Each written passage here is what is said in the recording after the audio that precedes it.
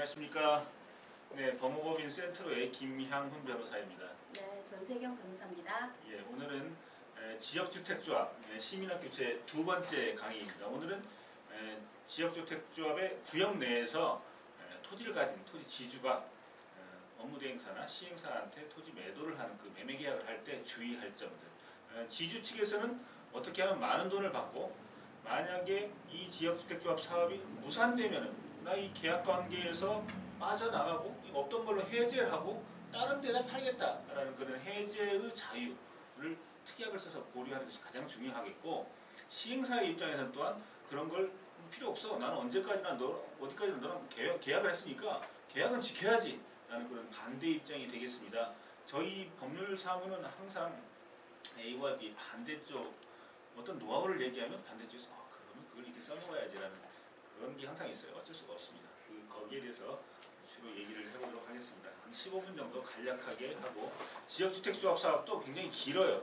매우 많은 과정이 있지만 오늘 딱 그 지주에 대한 것만 국한해서 설명을 드리겠습니다. 지난번 1회에 지역주택조합 1회 강의에서는 뭐 전반적인 걸 간단히 설명했는데, 지역주택조합 사업은요, 제가 재건축 재개발 도시정비사업 전문가이고 지역주택조합을 좀 늦게 시작을 했는데, 지역주택조합, 그러니까 쉽게 간단히 말해 지주택이라고 하는데 굉장히 엉성하고 어설퍼요.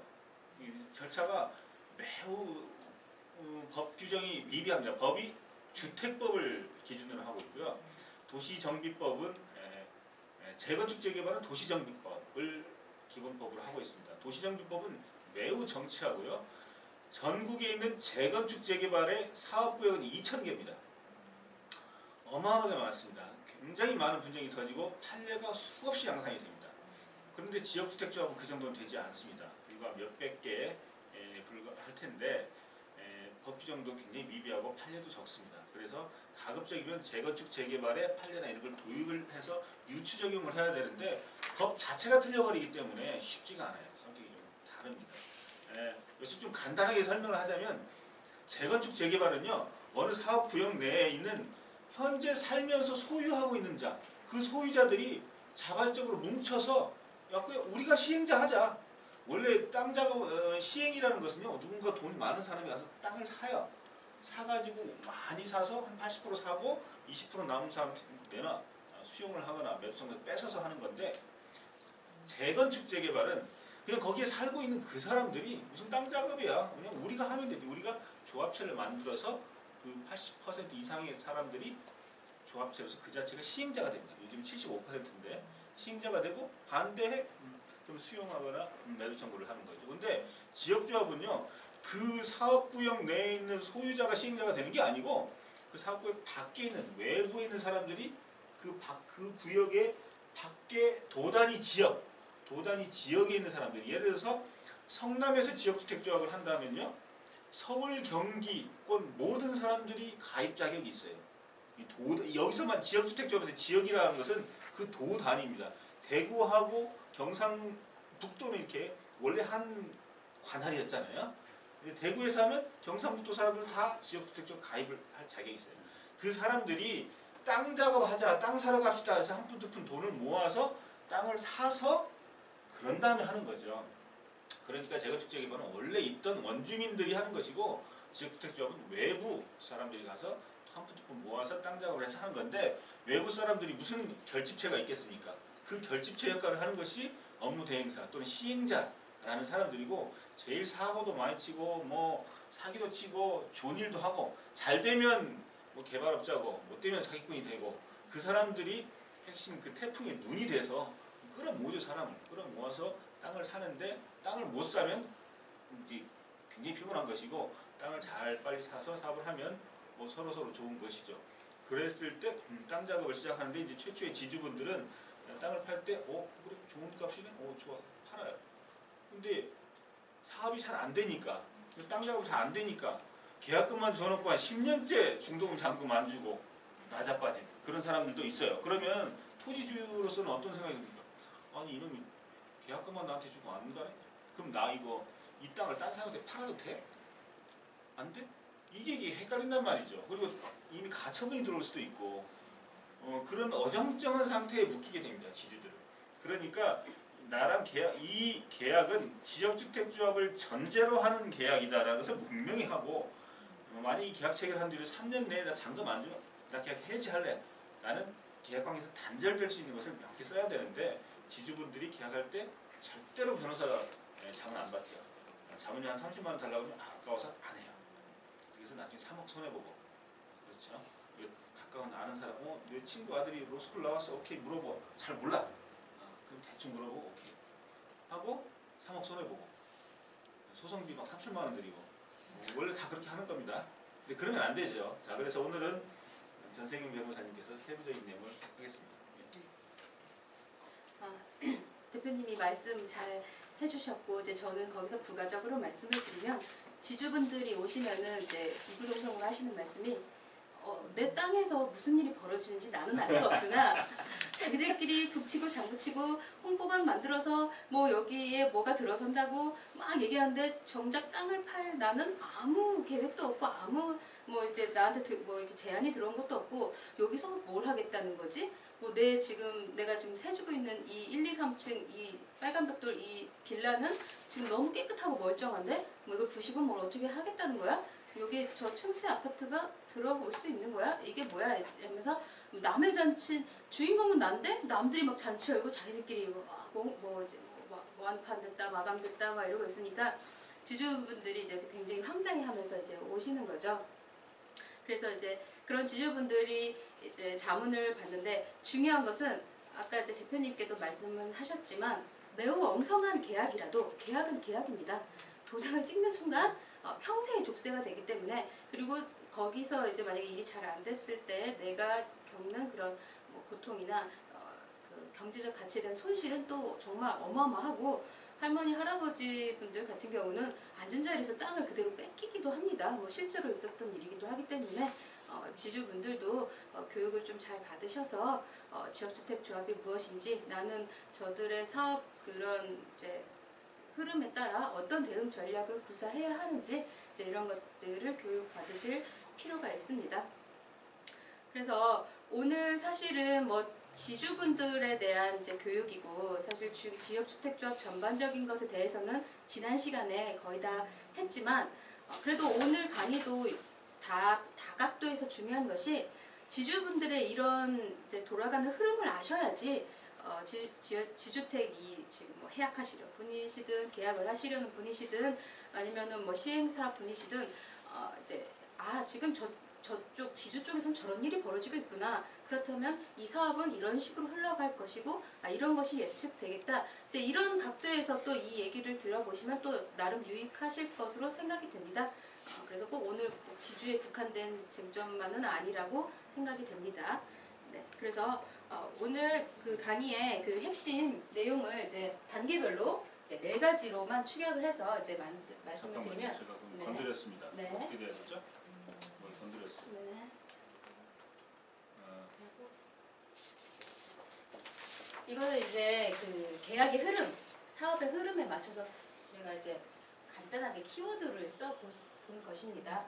그래서 첫 번째로 이제 지주분들이 집에 계시는데 이제 사업 시행하시는 분들이 이제 지주 작업을 하시면서 들고 오시는 서류가 이제 토지 사용 권은, 일명 토지 사용 동의서를 가지고 오시고, 여기와 함께 같이 가져오시는 것이 매매계약서, 이제 보통 같이 받으십니다. 뭐 계약금 걸고 토지 사용 동의서 이렇게 같이 보통 받으시는데, 예전에 어떤 조합은 이거를 혼합해서 한 가지만 받았다가 좀 그 시군구청에서 이제 뭐 조합 설립 단계에서 애로사항이 많고, 어떤 시군구청은 까다롭게 심사하고 어떤 시군구청은 좀 뭐 대충 심사하기도 하는데, 그러니까 네. 지역주택 조합을 설립할 때 사용동의서가 80% 필요하고, 그 조합 설립한 다음에 사업계획 승인을 할 때 매매계약서가 필요하니까 요거를 한 방에 조합 설립하기 전에 받는다는 거죠. 네. 두 장을 네. 두 장을 받는 거죠. 근데, 네. 근데 이걸 하나로 하면은 네. 문제가 생길 수 있다. 네. 그런 거죠. 그래서 의심 많은 지주분들은 토지 사용 동의서만 일단은 써줍니다. 그렇죠. 네. 이 똑똑하게 이거 하나 하고 네. 이거 다음에 해줄게. 네. 이렇게 네. 나가요. 네.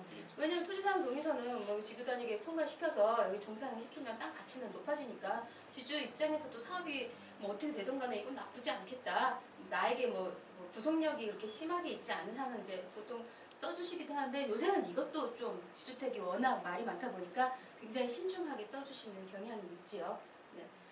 근데 이제 이 사용 동의서랑 매매 계약서가 다른 것을 모르시고 이제 서류 사인하실 때는 잘 안 읽어보시고 무작정 일단 사인부터 하시니까 이제 이거 구분해서 좀 읽어보시고 이런 것을 쓰실 때는 여기 땅을 가지고 계신 분이 여기 살면 가장 좋겠지만 여기에 사시지 않더라도 이 구역이 여기서부터 저기까지인지 이렇게 한번 전체적인 구역도 한번 아울러서 살펴보시고 소문도 좀 들어보시고 지금 이번에 들어오는 사업 시행하는 사람들이 원래 뭐 하던 사람들이고 자금력도 좀 얼마 있고 좀 이렇게 좀 적극성도 있고 괜찮다 이런 것도 좀 한번 다 여기저기 타진을 해보시고 내 집이 불법 건축물은 아닌지 왜냐면 이 지금 시행하시는 분들은 워낙 이걸 받기 위해 혈안이기 때문에 여러 가지 다각도로 지주분의 약점을 일단 잡고 들어오시기 때문에 만약에 내가 가지고 있는 건물이 이 동네 사람들 다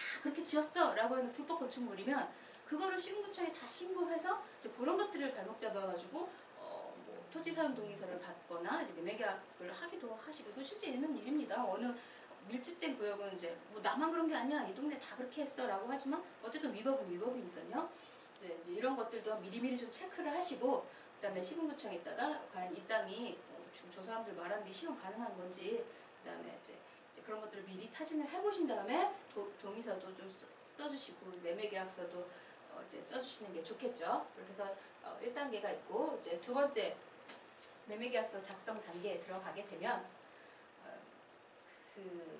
우선은 이제 내 재산이니까 저들이 부르는 가격이 과연 뭐 저게 많은 거야 적은 거야 감은 있으셔야 되기 때문에 물론 내가 맨날 가는 인근 부동산 공인중개사 말도 정확하겠지만 그래도 만약에 내 재산의 가액이 크다면 감정평가 받으시는데 비용 좀 감수를 하시더라도 정확하게 받아 놓으시는 것이 이제 지주 작업하시러 오신 분들 설득하기도 좋고 나중에 설령 소송이 들어갔다 하더라도 그 시점에 내 가지고 있는 내 이 땅의 가치를 그 시점에 확정 지어놓을 필요도 있기 때문에 감정평가는 부당할 필요가 있습니다. 감정평가서를 시임 대행사나 아무튼 그분들하고 협상할 때 계약서 찍기 전에 협상 용도로 써먹기 위해서 하자는 얘기죠. 그것도 그렇고 나중에 소송이 있다면 대비하기 그러니까 위해서도 그렇고 협상할 때 근거로 내 땅이 이놈아 무슨 뭐 평당 뭐 왜 1,000만 원이냐 2,000만 원이다 라는 근거로 만들기 위해서 하자는 얘기시고 매매계약 작성을 안 하면 나중에는 이제 나는 땅을 안 팔았어요. 근데 다른 사람들은 다 땅을 팔았어. 그래서 95%가 됐어요. 그러면 나는 5%에 속한 나는 강제로 매도 청구를 소송을 당하게 되는데 그 소송 당할 때 법원에 평가사가 나와서 평가를 할 때 그 법원 평가사는 예전에 만들어 놓은 이 감정평가서를 보게 되거든요. 마치 우리가 판결문 검색하듯이 무조건 보게 돼 있어요. 95% 다 챙기고 5% 코너 소수파로 몰려서 매도 청구 소송을 당해서 이제 억지로 뺏길 때의 법원 평가 금액 이게 영향을 미치게끔 그러니까 이거는 두 가지 용도가 있다는 거죠. 그 시행자들하고 협상 용도 있고 소송 당했을 때 근거 작용. 그래서 그 감정평가서는요 한 8억 정도 되는 땅이면은 한 200이면 돼요. 돈을 벌기 위해서도 돈을 써야 되고 돈을 지키기 위해서도 돈을 써야 돼요. 돈 한 푼 안 쓰고 지키겠다는 건 도둑놈심보예요. 지금 외적들이 쳐들어오는데 돈 안 들이고 국방을 하겠다는 얘기 말도 안 돼요. 돈을 쓰셔야 돼요. 근데 보통 이런 생각을 하죠. 내 땅에 대한민국 자유민주주의 국가에서 내가 있는데 어떤 놈들이 내 땅을 뺏어가? 말도 안 돼? 말이 됩니다. 뺏어갑니다. 감정평가에서 매우 중요합니다. 네, 맞습니다. 이 매매계약서 쓸 때 가장 포인트는 얼마에 써줄 건데 그러니까 뭐 잔금 늦게 줘도 되는데 그래서 전체 얼마에 해줄 건데를 두고 아주 이제 밀당을 심하게 하시죠. 그럴 때 이제 중요한 게 감정평가서이기도 한데 이것이 중요한 것이 예를 들면 이제 제가 실제 잘못했던 케이스인데 누가 봐도 서울 시내 역세권에 바로 대로변 옆에 있는 땅이고 이건 누가 봐도 너무 비싸게 부를 만한 땅인데 이제 지주 작업하시는 시행사분이 딱 가지고 오셨는데 너무 액수가 형편없고 지주분이 뒷목 잡고 쓰러질 판으로 너무 액수가 낮은 거예요. 알고 봤더니 그 시행사에서는 이미 감정평가를 마치고 들어온 거예요. 지하철 철도 부지로 편입되어 있기 때문에 당신 땅 밑으로 철도가 다니고 이건 철도 부지라서 여기에는 우리가 뭐 예를 들어 건물을 얼마큼 이상 후퇴해서 지어야 되고 사실은 가치가 크지가 않은 거죠. 그 상가 건물에서 장사를 잘 될지언정 그 땅의 감정평가는 매우 또 낮은 건데 갭이 너무 크다 보니까는 이제 이 지주분께서는 이 상황을 받아들일 수가 없고, 그러니까 뭔가 냉정하게 내 상황을 알고, 만약에 이게 불리하다면 치우고 그냥 밀당을 하셔도 되겠지만, 그래도 객관적인 내 땅의 컨디션은 이제 좀 알고는 있으셔야 되는 거니까. 그리고 이제 이렇게 감정 평가서 받아 놓는 것이, 비록 지금 나에게 오는 사람과의 밀당이 실패하고 그 사람이 계약서는 작성했지만 뭐 사업이 무산돼서 이 구역을 떠날 수도 있지만, 결국에는 그 얘기가 한 번 들어온 구역은 다른 사업 시행자분들이 또 들어와요. 네, 맞아요. 네, 이게 네. 이제 지역 조합을 하려다가 시행자가 돈이 없어서 철수. 또 다른 시행자가 와서 또 지역 조합 하다가 또 철수. 안 되고 이제 방치되죠. 또 이제 재건축 구역, 재개발 구역으로 이제 돼요. 그래도 또 안 되죠. 그냥 대기업이 그냥 사버려요 그냥. 그래서 한 개발 얘기가 나오면은 계속 쳐들어와요 누군가가. 뭐 흉노적이 막 몽고적 계속 쳐들어오는 거예요. 그러니까 이제 한번 당연 이건 해야 돼요. 그래서 감정평가 잡아놓고 평상시에 이제 부동산 중개사 사무소도 가보고 알아보러 다녀야 돼요. 그게 지금 현장에서 뭐 이래서 매달 월급 100만 원, 200만 원 버는 것보다 훨씬 돈을 아끼는 거예요. 네, 그렇습니다. 그래서 이제 이런 이제 상황들을 다 파악을 하시고, 네, 계약서를 쓰실 때는 정말 중요한 것은 계약금, 중도금 그래도 뭐 괜찮대. 잔금이 사실 액수가 가장 크고, 잔금은 상당 기간 있다가 받기 때문에 그 시기에는 이 시행하시는 분들이 어떻게 될지 몰라요. 네, 그리고 특히나 지주택은 워낙 리스크도 크고 이 변동이 심하기 때문에 그것을 이거는 그럴 가능성이 매우 높다는 걸 염두하고 잔금을 액수를 측정하시고 지급기일을 특정하셔야 돼요. 그래서 시행하신 분들은 이 잔금 지급 시기를 매우 그 추상적으로 하시고 그걸 그냥 막 밀어붙이세요. 근데 여기 절대 넘어가시면 안 되는 거죠. 잔금 지급을 구체적으로 2020년 몇 월 이렇게 하는 방법이 있고, 네. 사업 시행인가 신청시 뭐 이렇게 하는 경우가 있죠. 신청시도 좀 불안해요. 그러니까 그렇게 네. 그러니까 시행자들은 그렇게 하려고 하죠. 네네, 그렇죠. 굉장히 불확정 기간이잖아요. 사업 시행이 언제 신청이? 그럼 신청했다가 반려하거나 빠꾸했어요. 설열해서. 그러면 잔금 기간이 도래한 겁니까? 안 한 겁니까? 다음 재신청하면 또 되는 건가요? 이게 이상해요. 그러니까 이걸 좀 명쾌하게 정해야 됩니다. 사실 오늘 강의의 핵심은 잔금 지급기일 특정입니다. 이거를 절대 양보할 수 없는 한 가지가 있다면 이건 양보하시면 안 됩니다. 어떻게 해야 됩니까? 그러면 잔금 지급기를? 명백하게 2018년 12월 날짜까지 나요. 그러면 협상을 할 때 이렇게 되겠죠. 사업 시행자는 우리는 2018년까지 사업 시행 계획을 알딸딸해. 그 사람들로서 내가 사업 시행 계획 신청하고 그게 나오는 그게 확실하잖아요. 그걸로 하고 싶어 하면, 근데 지주는 그런 거 나 모르고 2020년까지 끝내줘 하면 이렇게 하면 되겠죠. 사업 시행인가 신청 시. 다만 마지막 최종 기한은 2020년 12월 31일로 한다. 네. 이때는 안 되더라도 무조건 줘야 된다. 네. 아니면 나 해지. 네. 해지하고 계약금 상당액을 손해배상으로 몰취한다. 이런 적을 넣어야 되겠죠. 그 문구의 효력은 정말 어마어마합니다. 이건 뭐 제가 소송을 많이 해봐서 그러나 한두 가지 말을 변호사가 잘 잡아주면 좋은데 본인들이 또 하려면 이게 다 말이 꼬여가지고 잘 안 돼요. 또 계약금 전후가 모순이 돼버려요. 그런 걸 잘 잡아주는 게 몇 천만 원짜리이고 이렇습니다. 결국은 변호사 자문이라는 것은 예방주사하고 똑같아요. 하시는 게 좋아요. 그래서 이제 잔금 지급 시기는 그렇게 특정은 반드시 해주시고, 액수 중요하죠. 네, 액수가 여기서 이거는 정말 실무적인 팁을 드린다면은, 지역주택조합은 사실 뭐 솔직히 말씀드리면 전체적인 땅값을 쳐서 계약을 할 때는 넉넉하게 쳐서 주는 편입니다. 감정평가보다 오히려 좀 더 많게 해서 쳐주는 것도 상당하지요. 근데 문제는 그 잔금 지급을 한다는 게 담보가 정말 현격하게 안 된다는 게 문제가 있는 거죠. 그러니까 사실은 토지사용권과 매매계약서를 확보하기 위해서 지주가 정말 이 가격에 정말 계약해주는 거야? 라고 할 정도로, 그러니까 계약을 턱턱 하겠지요. 네, 실제로 아주 넉넉하게 잡아줍니다. 그리고 제가 좀 까먹기 전에 미리 말씀드리려고 하는데, 이 시행자가 오면 땅을 팔 때 최대한 늦게 파는 게 좋아요. 늦게 팔아야 좀 조바심이 나니까. 애를 먹이다가 막판에 딱 팔 때 가장 최고가, 가장 안타까울 때가 언제겠습니까? 그들이 80% 깔딱고개 넘어갈 때하고 이 95% 깔딱고개 넘어갈 때, 요때쯤에 이제 얘만 좀 잡으면 어떻게 되겠어? 그때 최고가를 때려요. 여기서 파는 게 제일 좋아요. 그때 파는 게 좋은데, 무슨 얘기하려고 까먹었는데. 일단 얘기하세요. 네. 까먹었다.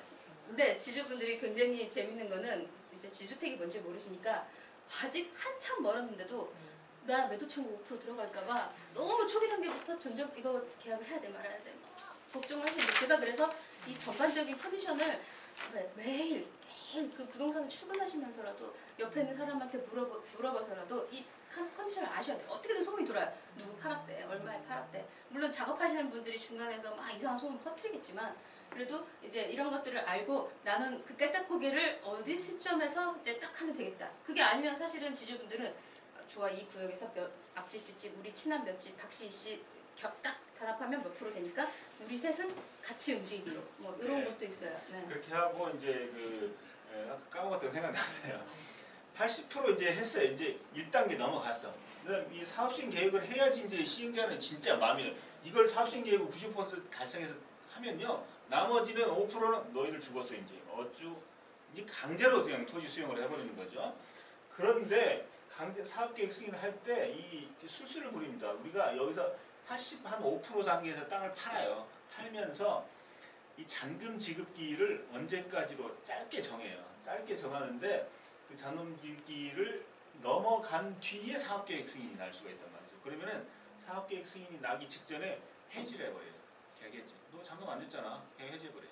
계획 해지면은 96%라고 했는데 내가 빠지면서 94%가 돼요.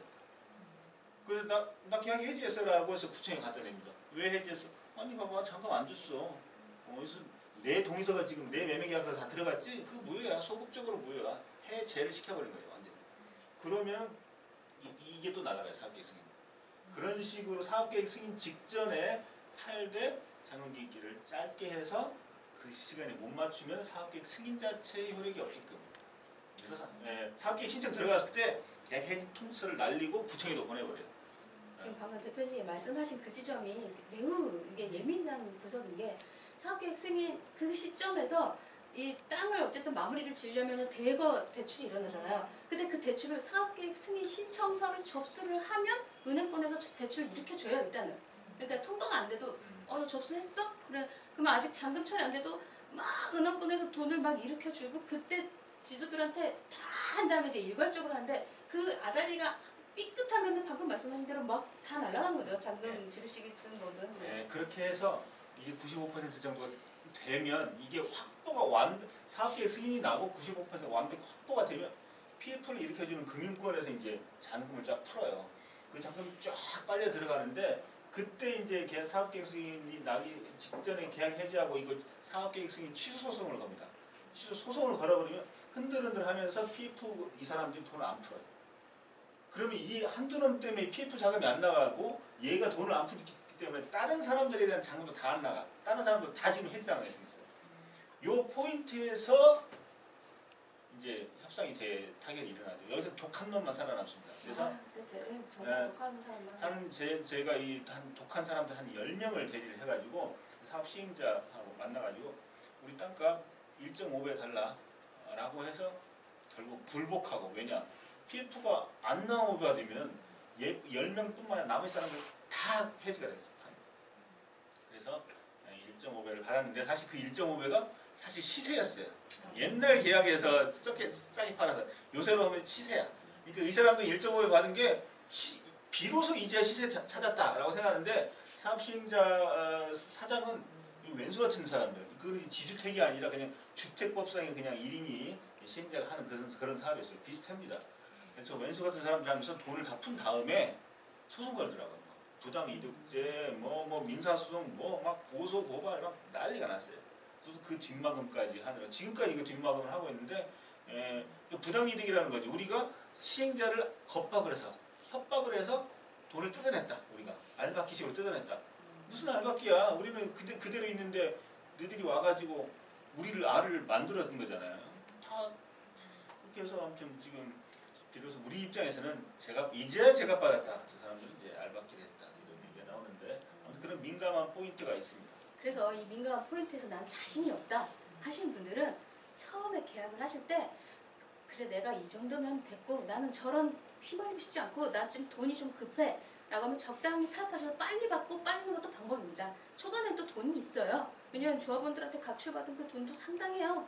그러니까 사실 나한테 들어왔을 때 내 자금 사정 이런 거 다 계산했을 때 너무 큰 내가 그 정도면 됐어 하면 그냥 초반에 막 그냥 확 빠지는 것도 사실은 그분이 승일 수 있어요. 그러니까 지금 방금 말씀하신 이거 보통 정신 노동이 아니기 때문에 초반에 빠지시는 것도, 왜냐하면 지주택은 뒤로 갈수록 더 불안해지니까 네, 이것도 한 방법이 됩니다. 네. 그리고 세 번째가 잔금 불이행 단계인데 실제로 잔금을 거의 못 지켜요. 그러니까 그 전부터 내용증명 보내놓으시고 계속 예의주시하고 계시다가 잔금 딱 도가 되면 일단은 계약 해제 통보서 내용증명서 보내세요. 네. 재계약을 해도 좋고 뭐 서울에 있는 땅값은 뭐 1년 사이로 어마어마하게 왔다 갔다 하기 때문에 네, 일단은 이제 해지 통지하시고 네, 그래서 새로운 매매계약서 네, 체결하시고 네, 이것도 뭐 안 해주더라고요. 네, 그래도 어쨌든 네, 끝까지 이제 하셔야 됩니다.